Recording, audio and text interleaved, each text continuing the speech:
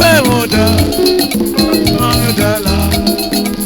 Yo le lame, yo vinyana, se pe moda, mami dala. Yo le lame, yo vinyana, se pe moda, mami dala. Yo le lame, yo vinyana, se pe moda.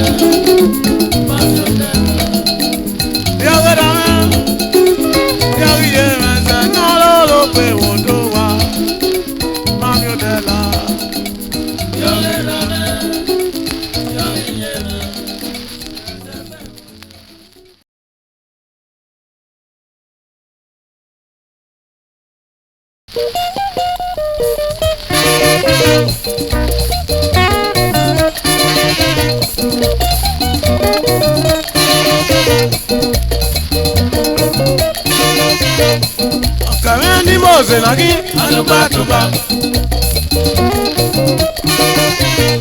Kameni Mose nagi alubatuba.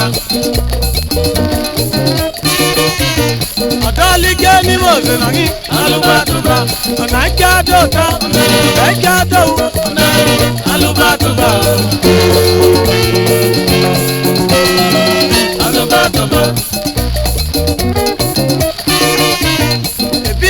Ni Mose nagi alubatuba. Original ni Mose nagi alubatuba. Ijona ni Mose nagi alubatuba. Peter ni Mose nagi alubatuba. Drama. Eluku ni Mose nagi alubatuba. Anaika dota, anaika do, alubatuba. Alubatuba. Agbapame ni Mose nagi alubatuba. Afrome ni Mose nagi alubatuba. Idadame ni Mose nagi alubatuba. Clifford ni Mose nagi alubatuba. Apollo ni Mose nagi alubatuba. Eloti ni Mose nagi alubatuba. Onaika dota, onaika do, alubatuba. Alubatuba. Ejo ni rawo. Ejo mesi omona meli mi oma todo ye.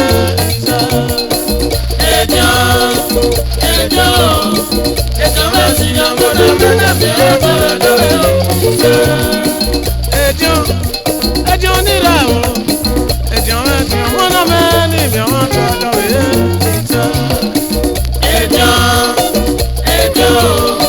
Ejo mesi omona meli mi oma todo ye. Ejo ni lawo, ejo wana mani mi wan todo ye.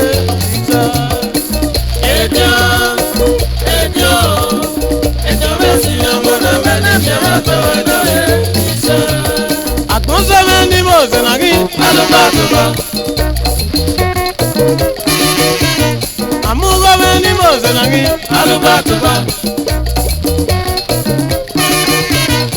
Asiame ni Mose nagi alubatuba.